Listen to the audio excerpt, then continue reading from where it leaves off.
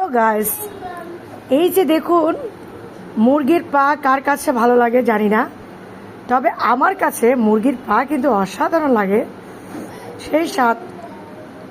তো দেখেন ওই যে মুরগির পা, আর হচ্ছে এই হচ্ছে লেবু, একটু লেবু।